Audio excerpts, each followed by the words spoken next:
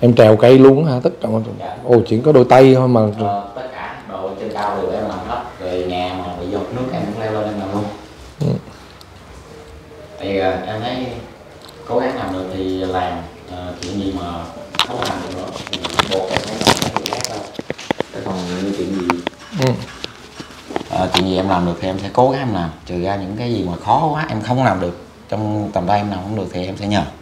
Còn nếu mà em còn khả năng em làm thì em sẽ làm, cố gắng làm.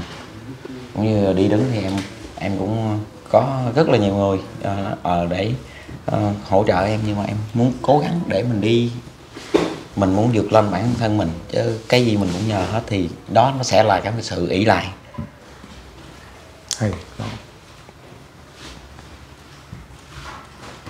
Anh nói là cái gì anh cũng ráng làm, tại vì nếu mà ai mình cứ nhờ người ta giúp á. Cho nên hôm qua lúc mà mình cõng anh đâu có chịu. Anh nói thôi để anh tự anh đi, mà mình thấy anh đi dưới đất thì sợ bà con nhìn thấy cái nó hơi nó hơi bị đắt quá. Dạ. Rồi mình làm ha. Dạ.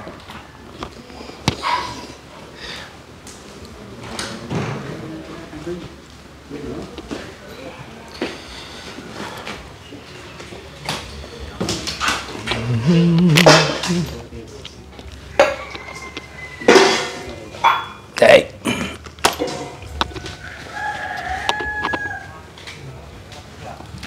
Em giờ lấy một cái khăn tay trong tí em lau mặt nha.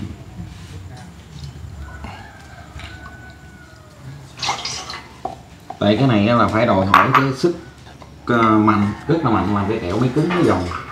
Thành ra là vợ em không có làm được, để em làm. Phải cần sức dữ lắm hả? Dạ đúng rồi.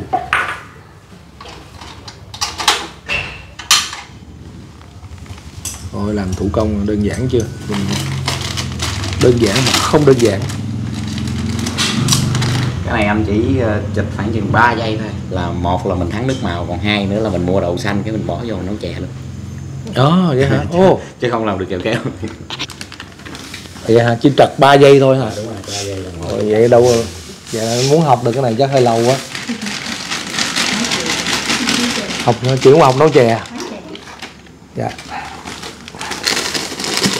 Để tập trung nha, để anh thì vô mình ngồi mình phá hồi anh chuyển qua nấu chè chết luôn á. Dễ gì em đi.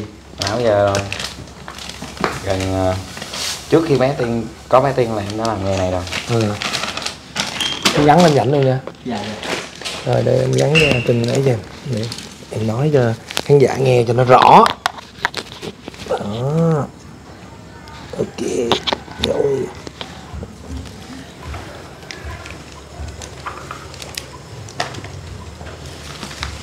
Cần gì phụ anh phụ cho. Dạ có. Em ơi, coi lấy máy sấy nè, tấm thớt, chanh. Rồi ok, đủ. Rồi, máy cháy đó, máy sấy, tấm thớt, chanh. Rồi đây anh cầm lại cho. Máy sấy, tấm thớt, chanh. Rồi lấy cho.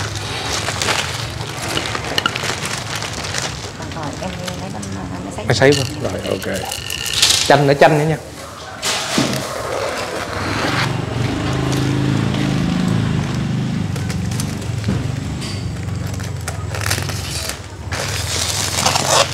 Còn máy sấy. Em nhờ làm cái này mà khỏi tập tạ luôn á, khỏi chơi thể thao. Nhìn thấy anh kéo kẹo này nhớ cụ cụ Y hả? Cụ Tèo, lộn. Nhớ cụ Tèo. Nhớ cụ Tèo Buôn Hồ. Đúng là cái nghề làm kẹo này rất là mệt á, mất sức dễ sợ. Dạ, đúng rồi. Rồi để xuống lên. Chưa. Chừng nào xong em chưa làm.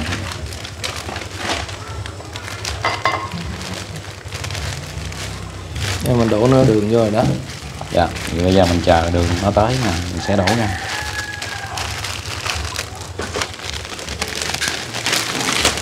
Mua đường mà mua đường trong bịch đàng hoàng chứ không phải mua đường ký ngoài nha. Đúng rồi. Để đảm bảo vệ sinh đúng không?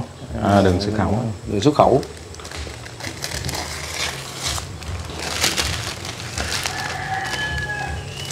mỗi một lần làm như vậy là sẽ bỏ 2 cái bọc như vậy để mình trải dưới cho nó hợp vệ sinh hơn. Cái hay nữa là bây giờ cũng còn có rất nhiều người đi bán kẹo. Kẹo này là kẹo kéo truyền thống, nhưng mà này là kéo mà kéo truyền thống, kéo bằng tay. Giờ hầu hết người ta mua luôn, người ta bán cho lẹ đúng không? Dạ. Để làm rất tâm huyết cái nghề. Cái gì thì nó cũng không có bằng cái, nói chung ra là của ông bà xưa, từ xưa tới giờ. Mà ai chỉ em làm này? Hồi xưa thì em đi bán mướn cho một người, lúc hoàn cảnh còn khổ á.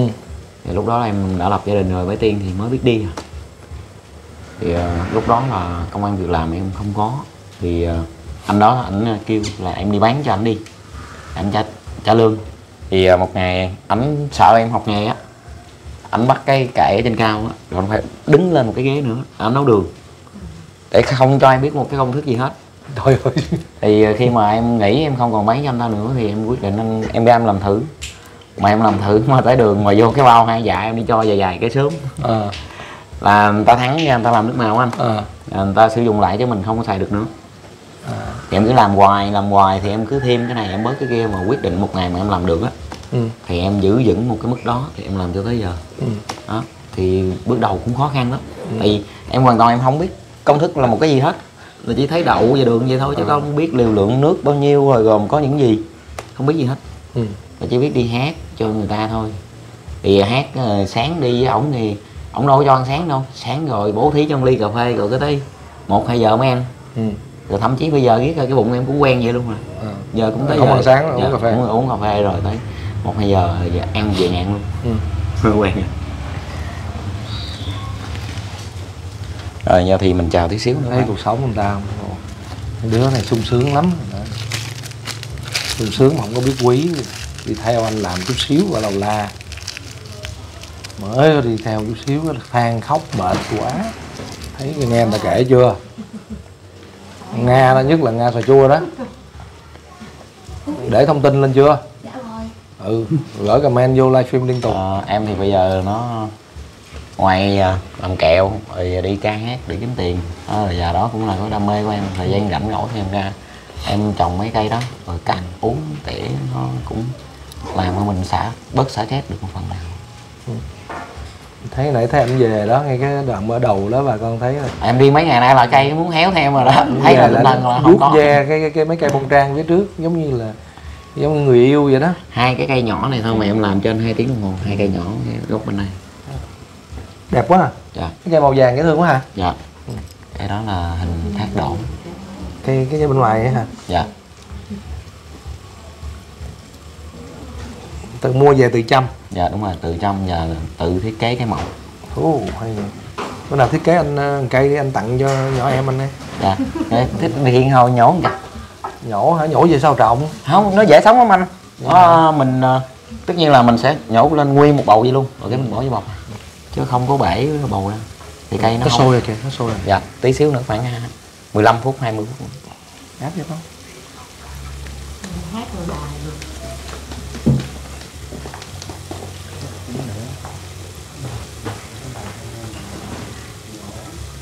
Đó, nguyên liệu thì đó nó rất là đơn giản, là đường, nước suối, chanh, đậu phộng. Rồi cái mùi thơm thì tùy theo mình muốn làm cái mùi gì. Hay quá, có cái chanh mà lúc mình ăn mình đâu có nghe đâu ta. Dạ đúng rồi. Thấy vị chua đâu ha. Dạ, nó cái chanh là cái tác dụng của nó là làm, 1 là trắng, 2 là giòn, 3 là nó đừng có bị lợi đường. Tại mình nấu chảy ra như vậy rồi hồi thì nó lợi đường, nó sẽ có hột. Nếu không đổ chanh vô. Mình đổ chanh vô thì nó không bị hột. Hồi xưa là em đi học là ông là thầy, là ông đó ông bắt cái ghế cào là em đâu thấy được. Dạ đúng rồi. Còn giờ nếu mà giờ anh ngồi đây làm sao mà em giấu anh được, ví dụ. Đúng rồi, tại em làm là cho anh chứng kiến luôn mà. Không, giờ em giấu đi, thử nghĩ cách em giấu anh đi.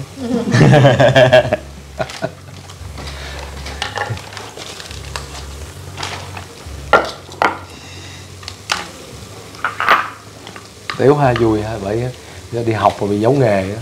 Dạ. Chết luôn.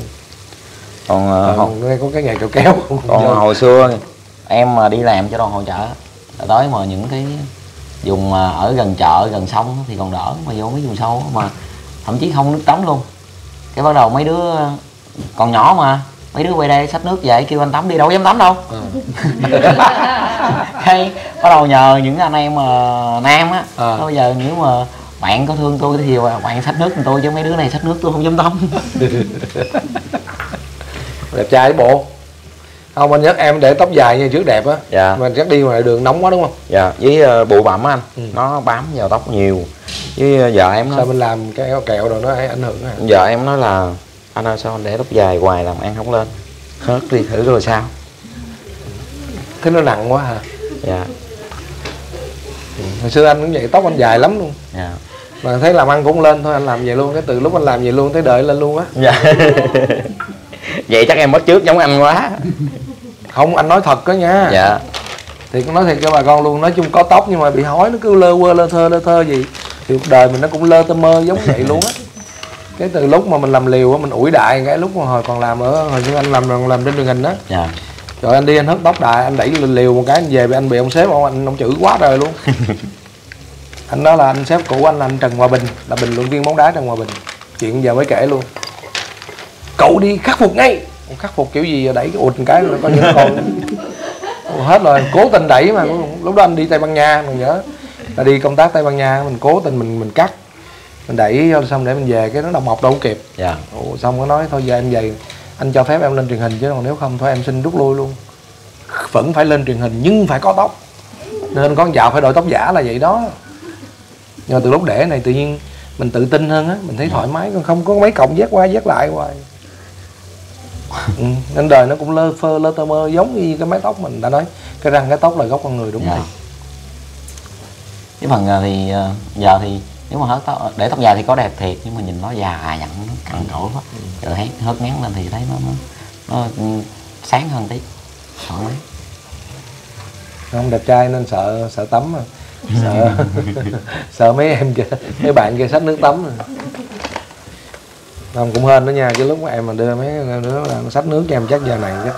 Dạ đúng rồi, giờ này vợ Chắc giờ nhìn cũng ra luôn á. Giờ dễ gì vợ em mà gặp em đâu.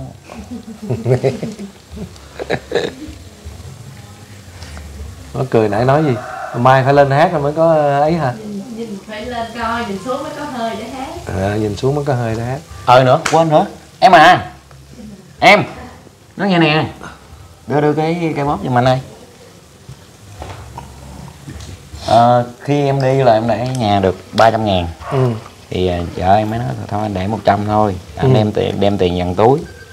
Em nói thôi để nhà hết đi. Chứ bây giờ mà Nghe tiền kẹo tối nè. Dạ, này là cái tiền anh Coromen trợ giúp đi bán kẹo hồi hôm. Được hơn 1 triệu đó. Bây giờ anh không biết nhiêu anh giữ lại nhiều.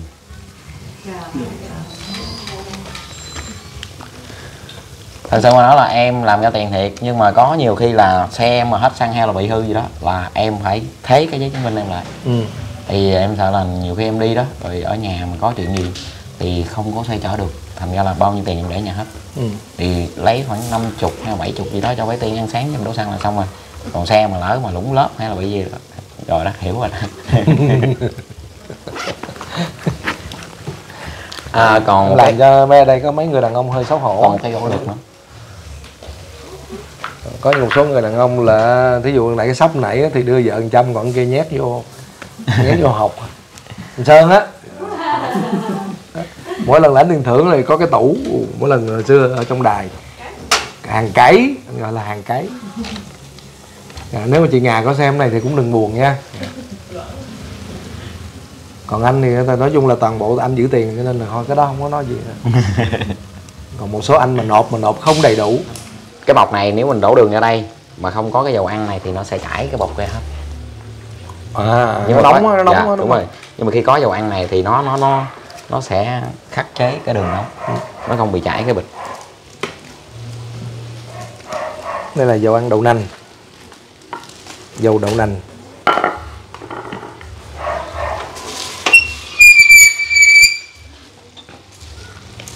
Em mốt tôi làm dầu đậu nành luôn, tôi tài trợ đậu nành cho hãng kẹo hãng kẹo Hoài Thanh.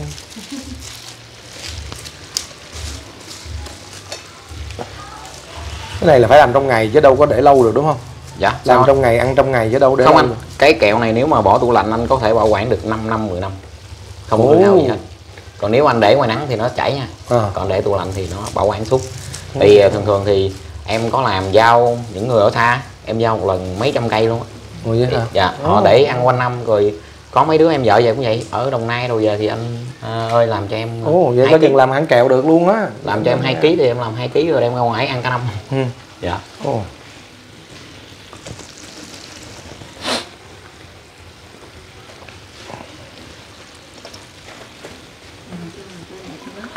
Dầu đậu nành. Dẹp cái sắp bọc bự đó đây, còn cái kia để lại, cái đó để lại, cái đó để lại để ngồi chảy cái kéo này.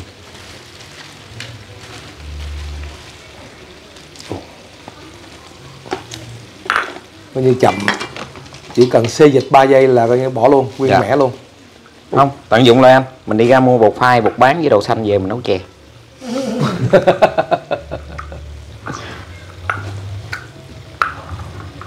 Cái này là tìm tòi đó, ảnh mày mò đó, rồi ảnh cũng bị bể xô nhiều lần rồi. Dạ đó. đúng rồi, cái bước đầu là em không biết một cái gì hết. Là chỉ biết cái nguyên liệu để làm kẹo kéo là đậu phộng với đường thôi, chứ không biết một cái gì hết. Không chỉ nấu chè mà còn cho người ta để làm nước màu. Dạ, nó người ta, cho người ta làm nước màu. Sao mà em tên gì vậy? Thùy hả? Thùy lúc Thùy gặp Thanh á, thì anh Thanh coi như là khiếm khuyết khuyết tật vậy mà sao em vẫn quyết định đi đến với Thanh vậy? Không sợ khổ? Dạ không, tại vì em sống với ảnh là cũng anh cũng lo hết, trong ngoài hết. Thì nói chung là ảnh cũng biết lo cho gia đình. Rồi em thì mới nhận em cũng biết ảnh thì cũng đi buôn bán phụ người gì á. Biết ảnh rồi gặp ảnh sau này thì cũng có 3 mặt con rồi, anh cũng lo hết, anh cũng cho em đi làm gì, tại vì trong ngoài lo con cái, cơm nước nhà cửa, phụ anh làm kẹo này kia. Không, nhưng mà cái lúc mà lần đầu tiên hai người gặp nhau á, dạ. Thì rồi xong đương nhiên là ổng phải cua em đúng không? Dạ. Là bây giờ là mất bao nhiêu thì nghe giọng hát thích hay là mê đẹp trai? Lúc đó em cũng nghe giọng hát của ảnh. Khoái gì giọng hát? Rồi mến, rồi từ hai đứa mới quen nhau. Dạ. Rồi lúc quen không sợ hả? Dạ không, em cũng không sợ cực khổ gì. Ví dụ ảnh chắc chắn phải khổ hơn là lấy người lành lặn rồi. Thì cũng nhiều người nói như vậy, nhưng mà em thì con cũng không sợ cực khổ gì, nhỏ lớn giờ cũng cực khổ quen. Rồi sống với ảnh lo cũng hết rồi, cũng không có sợ gì mấy. Dạ. Không, tức là đương nhiên là khi về chung nhà rồi thì em mới biết là ảnh chịu khó lo. Dạ, về chung nhà thì ảnh chịu khó lo làm. Chứ lúc mà mới mà dạ chưa con, chuẩn bị, dạ. chưa đi đến quyết định đó. Dạ. Thì lúc đó là em phải nhìn thấy Thanh có cái đức tính gì đó thì em mới dám em trao thân gửi phận chứ.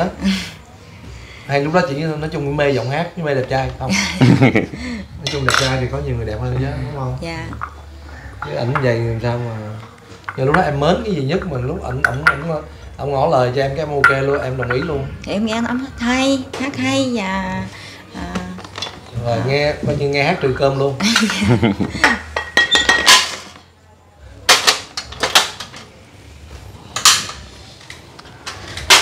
Rồi ok, mình chuẩn bị đậu ra.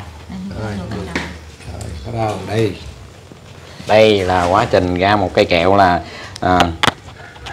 anh Coleman thì cũng thắc mắc là cây kẹo làm sao mà đường mười dày mà trắng lại làm trắng như bông gòn, đúng không? Đúng. Thì hôm nay thì anh sẽ chứng kiến tại mắt nha. Cái gỗ này là để chúng ta lượt mấy cái hột mà nó còn lại á, và người ta gọi là bọt đường á. Thì cái đường nó sẽ được ngon và bóng hơn. Nó nóng lắm đó nha. Dạ, cẩn thận không đụng vô được.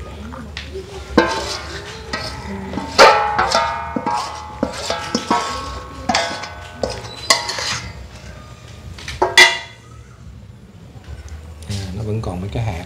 Dạ đúng rồi, đây là người ta gọi là cái bọt đường. Bọt. Dạ, nếu mình không vớt ra thì hồn mình nó bị xà lạng. Dạ đúng rồi, nó sẽ bị sạn ở đây. Cái kẹo nhìn nó không đẹp. Tại vì em làm cái kẹo là cái tiêu chí của em là phải đẹp mà ngon nữa, chứ ngon không đẹp cũng không được.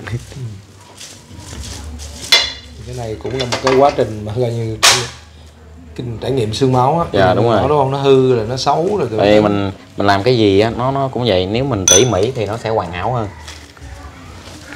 Ủa, anh thấy cái khăn này nó trắng tinh luôn, giống khăn mới luôn á hả? Dạ đúng rồi, khăn mới hết. Cứ mỗi lần làm là phải ra vậy luôn hả? Không, mỗi cái khăn lau dầu á thì mình thì sẽ để lâu, xài 2-3 lần. Còn cái khăn này á, là mình chỉ xài được 1 lần thôi. Tại nó sẽ ngã màu rồi.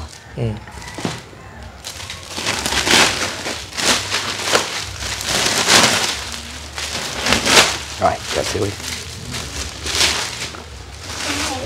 Được rồi con. Đó, một cây có 5.000. Dạ đúng rồi. Trời ơi, làm coi như là cái công không là cũng cũng hơn 5.000 rồi. Để làm thủ công mà làm theo kiểu truyền thống nên là Dạ đúng rồi. cực công lắm.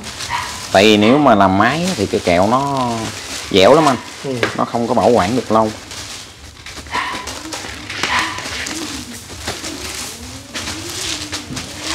Nó không có giòn đúng không? Dạ đúng rồi.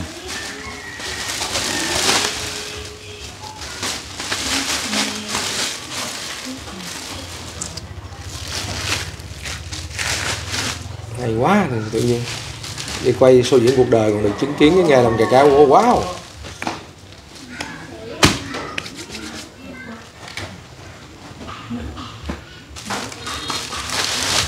Để coi anh nói sao mà mất sức. Chưa đâu, bây giờ chưa đâu. Chưa tới công đoạn mất sức đúng không? Dạ, nó còn rất là nóng. Nhưng một cái cục này nó ra được bao nhiêu cây hả? Dạ, khoảng 165 cây. Một cái cục chỉ 165 cây. Nó còn đậu đấy nữa. À còn đậu. Còn thao đậu này nữa mà. Như vậy tính ra đâu có nhiều đường lắm đâu ha. Dạ. Nó lên sơn rồi đã ăn được. Nhưng mà một hồ đánh thì nó lại bự lên. Bự gấp mấy lần. Biết được. Ở đây anh em mình có khoảng chừng chục bạn, mỗi đứa lát làm 10 mấy cây. Phát đứa chục cây ra còn nhìn đấy.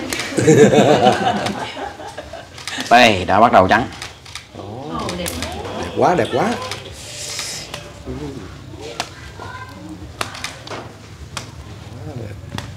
Bánh kẹo này y chang như luyện võ thực cho anh. Nó nóng dữ lắm, nóng luôn.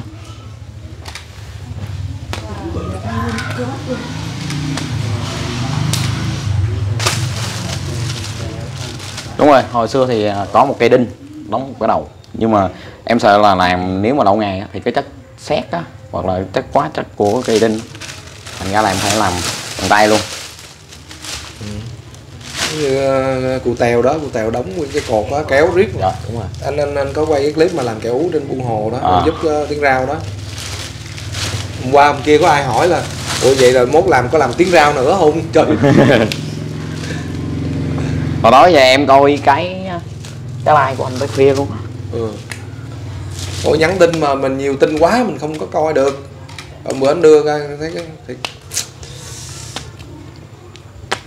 Trời, nó giống như là Có nhiều người nó giống như lụa vậy ha. Có bỏ hóa chất gì không mà trắng thì nãy giờ anh thấy đó đâu có gì đâu, chỉ có đường thôi. Dạ. Chính vì vậy cho nên nó rất là sạch sẽ, vệ sinh, an toàn. Dạ. Khi em làm là hoàn toàn là phải chải bọc ở dưới hết. Chải bọc rồi. Đó, chứ cái này mà làm nếu ở trên Sài Gòn là cũng phải kiếm chỗ nào nó phải kín sạch.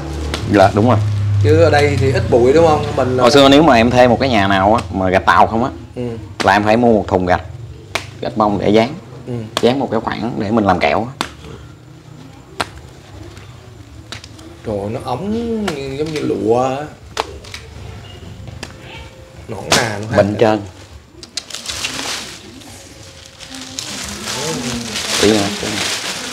Có thể là ở đây nó thiếu ánh sáng nên bà con mình nhìn thấy nó cảm giác nó không có trắng tươi nha. Chứ còn mắt thường á thì nó nhìn nó trắng tươi luôn á. Rồi. Chưa, còn nữa.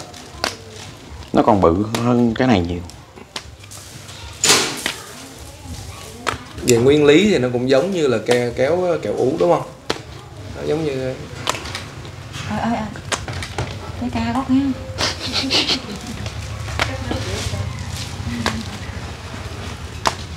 này làm tay không mà Kéo phải đều tay lắm ha. Dạ đúng rồi.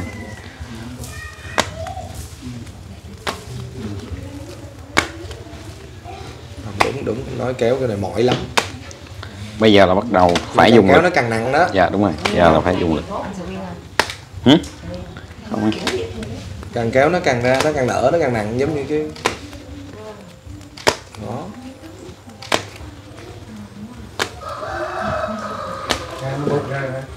Ngon quá. Rồi, ok, chuẩn bị thành phẩm. Lát ra công viên bán nha. Dạ. Thống nhất nha. Thống nhất. Rồi lát mấy đứa đi bán. Quay cho một clip đội hình của Coleman đi bán. Nha.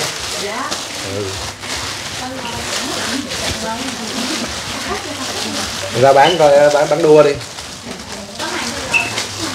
Không khỏi con loa giờ đứng luôn á.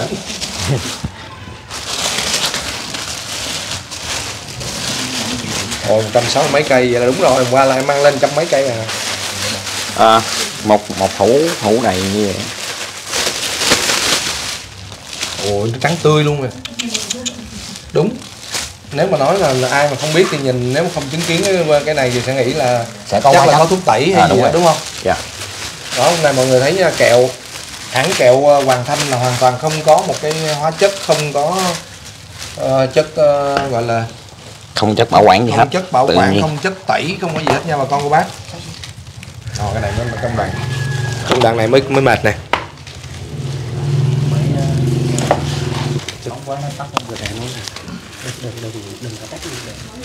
Dạ kính thưa quý khán giả là đang livestream thì cái máy nó quá nóng đi. Dạ.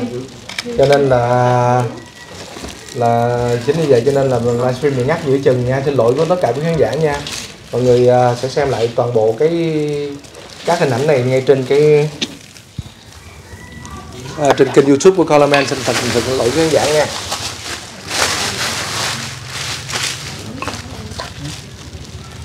Đó, đừng chạm gì hết để có anh coi lát anh có up lên ngược lại được hay không.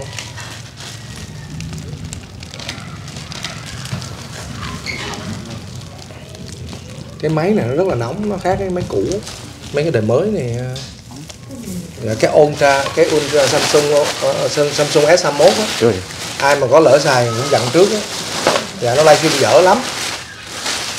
Livestream mà hay là quay hồi nó nóng, cái máy nó nóng như cục lửa cục than vậy. Mình sợ nó cháy nó nổ hả? Thôi lưu ý là đừng sử dụng cái máy này để livestream bán hàng. Đang bán hàng ta chốt đơn hết trơn là coi như tiêu luôn. Mất hết đơn hàng. Ồ đẹp chưa? Rồi, vô. Đó thôi nha. Mình đừng cầm tay nữa, cái tay nó ủ nhiệt đó, để ra ngoài đi. Bọng ly đá. Để như này nóng bỏng.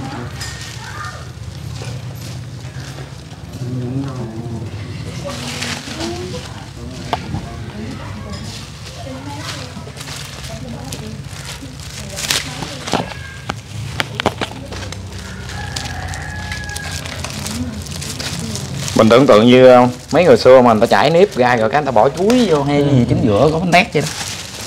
Ủa nó ra nó ra thành cái cục. Dạ bự vậy đó. Bự ra luôn nè. Ồ.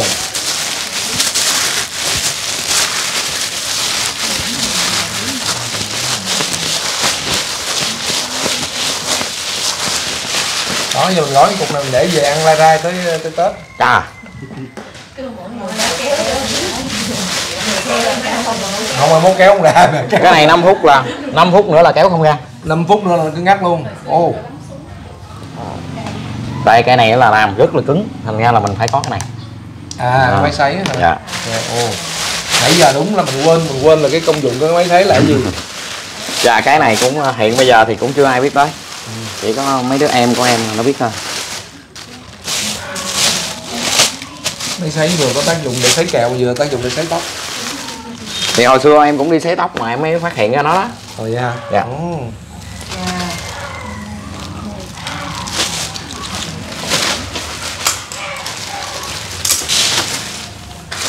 Rồi, chuẩn bị kéo cục cưng ơi.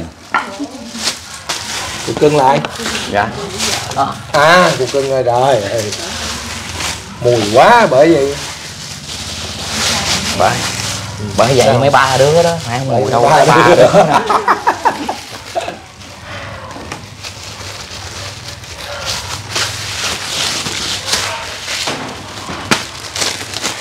Đó, phải bảo quản thêm một cái này.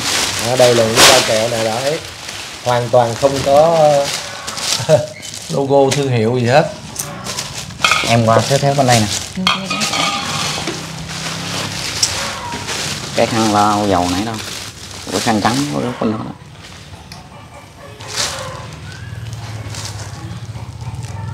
Đó. Cực quá ta, kéo xong phải vô bao nữa. Dạ, vô bao từ cây rồi Vô hàng bao lại. phải hàng lại nữa nha. Em lấy cây chân máy anh máng cái khăn cái chân máy ngay cái cửa kìa. Ủa gì các bạn nghĩ sao nếu mà anh Thanh giờ mở hãng kẹo kéo Hoàng Thanh, rồi bà con cô bác đặt coi như đặt kẹo cho ảnh đỡ phải đi lang thang ngoài nắng nữa, rồi cái cuối tuần ảnh đi hát.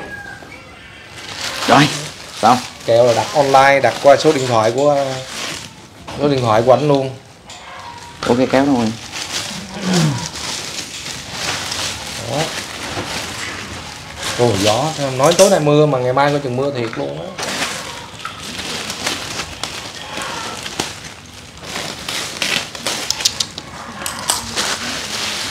Ngồi lên quán rồi hả? Đưa cái máy của anh. Dạ, anh qua đây đi. Không được, nghịch tay.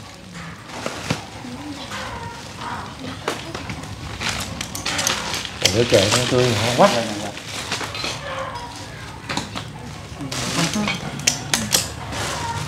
Kêu con lấy.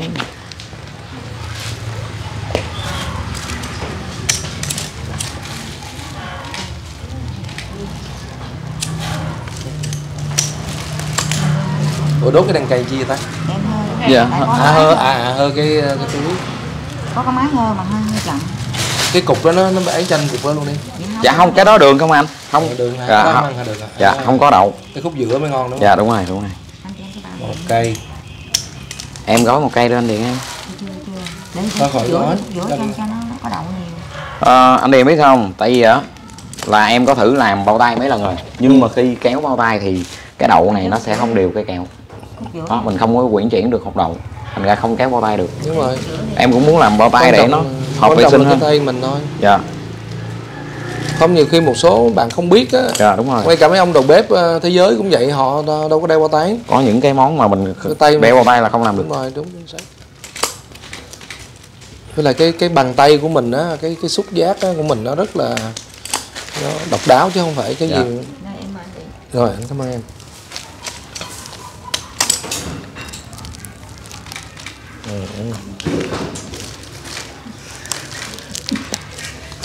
Bữa nay anh Điền review kẹo kéo tại chỗ luôn nha, nóng hổi luôn. Nó giòn. Chưa đó, còn mới kéo nó chưa giòn không á. Với đậu dẻo. Dạ, tí xíu nữa mới giòn. Ngon quá. Đây bỏ này nè. Nó không bị ngọt lắm nha, không có bị ngọt. Cái kẹo kéo thì sợ nó ngọt á. Đậu phộng thơm nữa. Nó có cái mùi thơm của đường mà không có cảm giác có bị chanh ta, hay ta. Mà chanh lúc đầu anh nói là để cho nó giòn.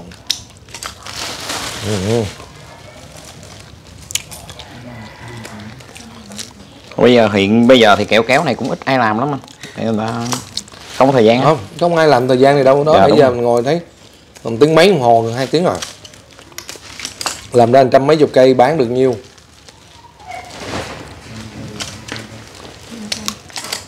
Đó, bẻ cái cục luôn, đã. Giờ biết ăn kẹo kéo đó. Anh ăn không? Đó bọc, đó bọc. Đây, anh cây. Đây, mời tất cả hết Đây. kiếp mình nha. Đó, lưng nè. Đứng ăn nè. Đây. Xoài. Cặp vô đi, đưa cho. Một chân luôn. Rồi ăn nữa cho bà con thấy ăn cùng review. Ngày mấy đứa vô đây.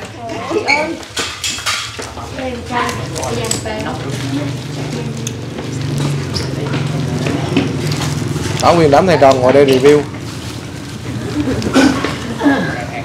cùng nhau. Rồi hồi hảo ngọt.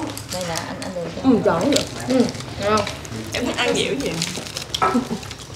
Dạ em cũng xin Biết cách ăn không? Đây nè.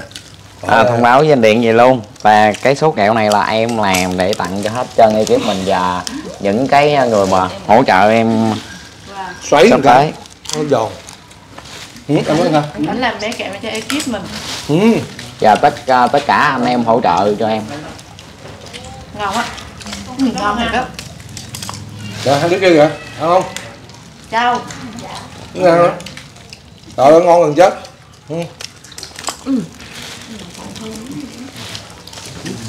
Không, dứt khoát để cái cục cái nó đứt.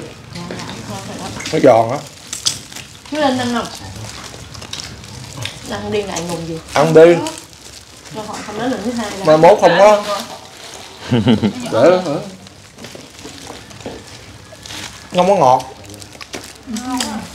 Mình ăn cảm giác nó không ngọt, không có ngán. Không bị ngán, đúng như vậy không?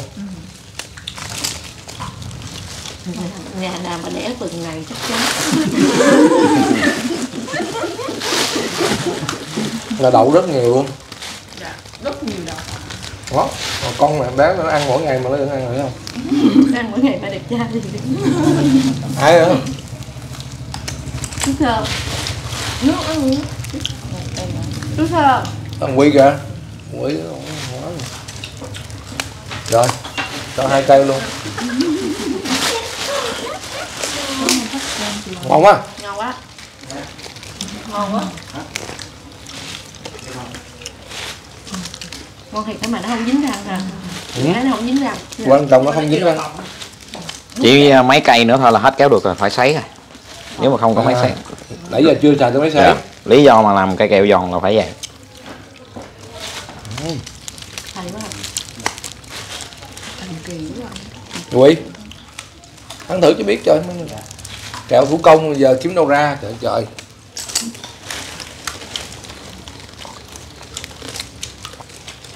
Mấy này ngồi nha móm mém mấy bà già đang rụng.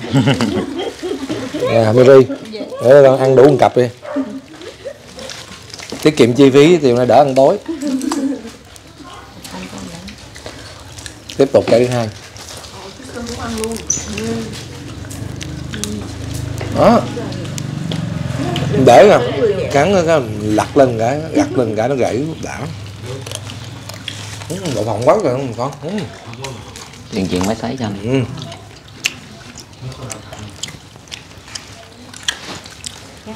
Những âm thanh xào xạc. Đây cả Máy sấy giòn cái vấn đề. Máy sấy sao rồi? Ấy. Máy sấy. Ngồi đậu phộng nó rất lộp cũng quá.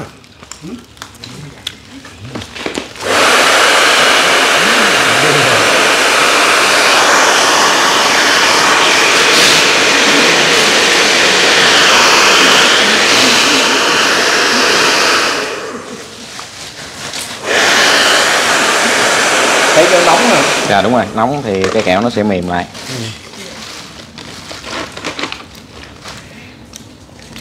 Kéo nhanh chứ nếu không là tôi bỏ luôn. Dạ. Rồi nó cứng là hết chịu rồi đúng không? Nếu mà mình có máy sấy thì kéo chừng nào cũng được anh. Để mình sấy cho nó mềm lại. Rồi cái kẹo gì nó trắng mướt, ống nó có như có màu kim á. Dạ đúng rồi. Trắng kim, trắng bạc á.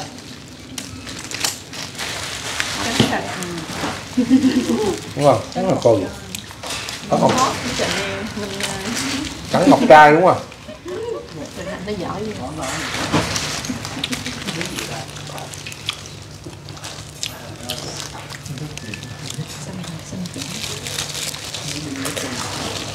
Siêu ngon luôn. Kẹo kéo Hoàng Thanh sắp tới sẽ mở hãng kẹo, bà con đặt hàng nha, số điện thoại có mấy quên rồi anh? Dạ em 0933 188 371. 0933 188 371. Điện thoại đặt hàng 0933 188 371. 0933 188 371. Hãng kẹo kéo thủ công Hoàng Thanh. Không ngon không lấy tiền, không tiền khỏi gặp con em. hy vọng là quý vị và các bạn hôm nay là chúng ta được chứng kiến một câu chuyện rất là cảm động về nhân vật cuối cùng của số diễn cuộc đời, nhân vật của không phải cuối cùng, nhân vật của tập cuối cùng mùa 1 số diễn cuộc đời, đó là anh Hoàng Thanh Kẹo Kéo. Và chúng ta cũng chứng kiến được thêm một cái nữa, đó là một cái công việc, một cái nghề làm kẹo kéo truyền thống mà do chính anh lượm lặt được, trải nghiệm, và cuối cùng không một ai dạy cho anh hết. Và cuối cùng anh vẫn có được một cái nghề, mình nghĩ là cái nghề này sau này nữa sẽ không còn ai làm cái nghề thủ công nữa, sẽ rất ít người còn làm này. Thì đây là những hình ảnh rất là đáng quý đúng không quý vị và các bạn? 0933 188 579 đúng không em? 371 188 371 188 371 0933 188 371. Mong quý vị và các bạn đặt hàng cho nhiều để anh khỏi đi bán nữa. Mỗi ngày đặt cho anh khoảng 1000 cây được rồi. Khỏi đi bán để tối anh đi hát, để cho tối anh đi hát. Lâu lâu mình Coleman sẽ đưa anh lên Sài Gòn hát tối thứ bảy chủ nhật tại The Lighthouse Show, ngôi nhà ánh sáng, ngôi nhà của tình thương. Ở đâu có tình thương ở đó có ánh sáng. Love is the light. Bầu xô Mary đâu? Dạ Mary. Bầu xô là Lê Hoàng Yến Nương. Dạ, xin chào tạm biệt quý khán giả, cảm ơn quý khán giả đã để ủng hộ cho anh Hoàng Thanh thì quý vị và các bạn có thể liên hệ với bạn Nga Sò Chua 0936 842 505 hoặc là fanpage của Nga Sò Chua. Còn sau khi chương trình diễn ra thì mình sẽ có để lại cái số tài khoản của anh Hoàng Thanh để quý vị và các bạn có thể ủng hộ thêm cho ảnh, để giúp đỡ cho ảnh có tiền trang trải cho cái món nợ mà để phải vay để làm cái nhà, phải có thêm cái khoản tiền để cho chữa bệnh cho con gái, cho bé Ngọc Tiên. Xin chào tạm biệt quý khán giả.